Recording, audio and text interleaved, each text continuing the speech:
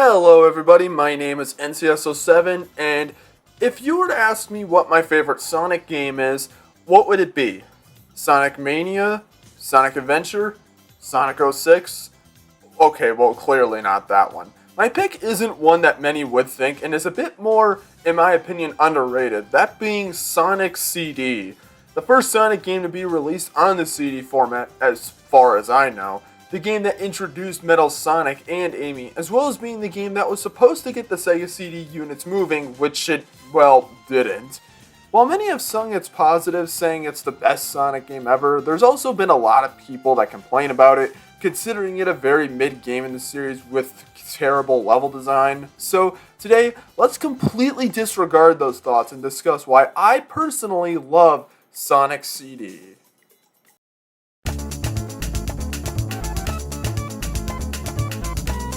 Like I said before, this game was made for the Sega CD, and while the initial idea was to remake the first two Sonic games with several new enhancements, the team ultimately decided to make a completely new game.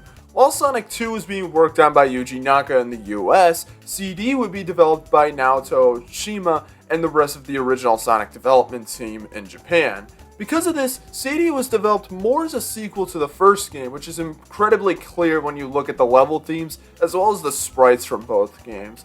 However, while there were many levels that made it in, there was one level that was cut from the game, that being R2, or Dubious Depths as it's sometimes referred to. Eventually, Sonic CD would release in late 1993 on the Sega CD. Eventually, there was a port on the PC, and that was pretty much it for the systems it was released on, until the Sonic Gems collection for GameCube, which is likely where most people first played CD. But the game didn't get really good until 2011, when Christian Whitehead would remake the game and release it on PC, mobile devices, PlayStation 3, and Xbox 360, which fixed several things about the original that I'll get to. This version would also be used for the Sonic Origins collection in 2022, being mostly the same.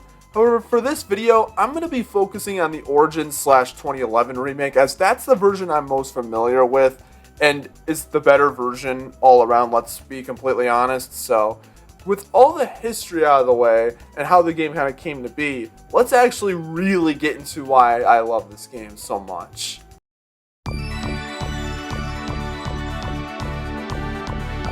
Starting off with how this game looks visually, considering that this game came out in 1993, it looks pretty good, with lots of colors throughout each level, and while it isn't the most groundbreaking graphical difference from other games, especially compared to the previous Sonic games, CD still looks very good for its time. While the game is mostly a 2D platformer, there's also some special stages in the game that take a visual look very similar to that of games like F-Zero and Super Mario Kart, and these look really nice too. Thankfully in the remake, they upped the frame rate to 60 FPS, which makes the special stages much easier to complete than the original. And aside from all that, there's the game's intro, being the first animated intro for a Sonic game, and my god is it gorgeous. And while the original Sega CD version is a bit crusty, for 1993 standards, this was unheard of, and even the remasters show just how good the animation is, perfectly showcasing Sonic's personality, and the music that goes along with it. I'll touch on the music more later. Overall, I don't have a lot to say about the visuals of Sonic CD because I think that they're really solid. And while they may not be the craziest things ever, the game has an animated intro that looks fucking gorgeous, so there's that. Again, 1993, so not a lot of games are doing that, but that's enough on the visuals. Let's get to the real meat, the gameplay.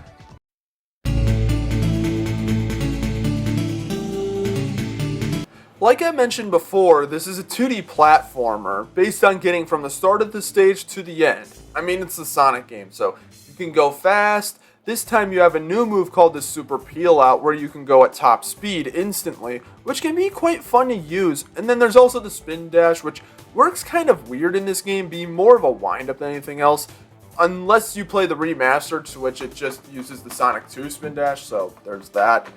And new to this game, you'll have various signs for the past and future, which allow you to time travel to the past and future versions of each level. When going through these levels, you'll find the signs. Then what you need to do after hitting one is keeping your speed up for a period of time before you can actually time travel. This is one aspect of the gameplay that is definitely not the best because the level design is not always designed for these. While some stages will have designated sections where you can keep your speed consistent and can time travel with ease, there's also some levels where you really have to get creative, and if you speed for too long and can't travel, then you have to find a completely different sign, which can be a real pain in the ass. It also doesn't help that the level design is much more open compared to previous Sonic games, with the levels getting extremely vertical, which can be annoying, though isn't too bad in my opinion. Once you time travel though, you can explore the new level and specifically find the enemy generator and Metal Sonic projector, specifically in the past, which determine whether or not you get the good ending of the game. Or well, really the generators. The Metal Sonic projectors don't really matter. Finding these generators can also be a pain, especially when you don't know the level design, as sometimes they can be hidden in really secretive places, though once you know where they aren't that bad to find. However, if you don't want to do all of that time traveling stuff, you can also use the special stages to get the good ending and get all the time stones. And the special stages in this game are pretty decent. I'll be completely honest, I just like most special stages in Sonic games, with CD and Mania being some of the only exceptions. As for the levels themselves, we'll just go through all of them. Palm Tree Panic, it's your basic first Sonic level. There's not crazy by any means, but still a decent level to go through quickly. Collision Chaos is pretty solid, especially the music, though can be a bit slower to go through than other levels. Tidal Tempest is a better aquatic ruin, I'll say that. Quartz Quadrant has some very nice visuals, and it's quite a speedy level to go through. Wacky Workbench isn't the worst thing ever. Yes, being launched in the air isn't the greatest, but it isn't that bad compared to other Sonic levels and other games. Stardust Speedway, perfection. The best level in the series. Fight me on that. Metallic Madness, I personally don't care for it most, but it isn't that bad. Overall, the levels in this game are pretty solid, with none of them in my opinion being bad at all. Combined with decent gameplay with a few issues, this is one of the most fun Sonic games out there. I should also say how this game doesn't have any real unnecessary bullshit like the Death Egg Zone from Sonic 2, or really poor level design from Sonic 1. CD is a game that is much more easy than other games. However, if you want to really get good at the game, it's a little bit more difficult, but it isn't that hard. And while the game isn't long by any means, as you can probably beat it in about 2 hours on your first playthrough, those 2 hours are a lot of fun, and I've replayed this game more times than I'm willing to admit through the Origins collection. I think the gameplay is really solid, if it isn't already clear enough. So, let's move on to the story.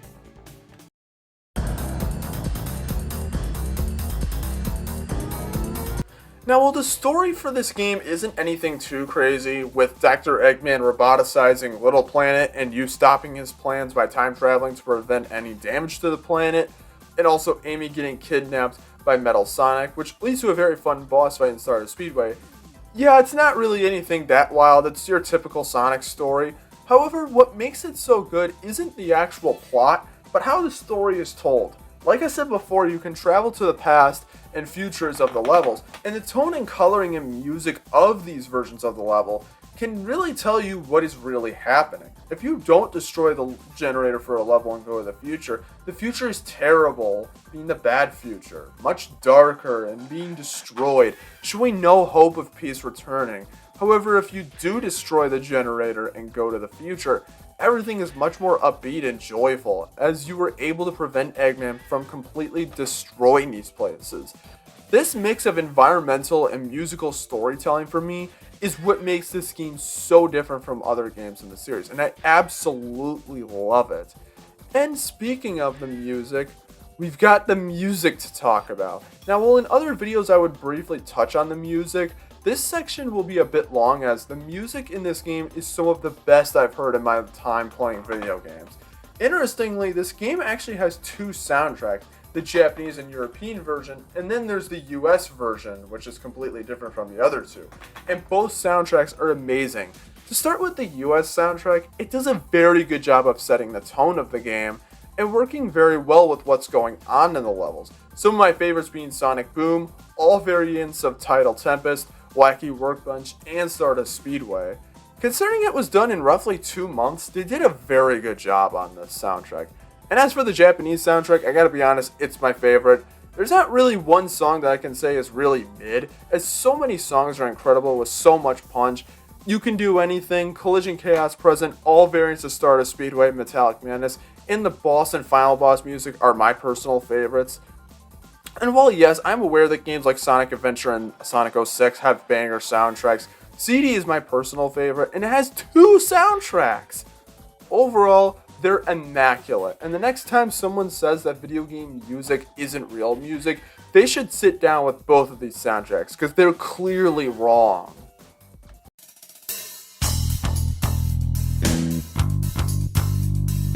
I've said plenty about this game, and if it isn't already clear, I love it. So much. The music is absolutely out of this world. The game looks great for its time with some of the best animation out there in Sonic media. The gameplay, while flawed, is extremely satisfying, and a unique style of storytelling makes Sonic CD one of the most interesting games in the series, at least for me. Now, I am aware that many despise stuff like the time traveling or the level design, saying it's too maze-like, and if you don't like it, that's fine.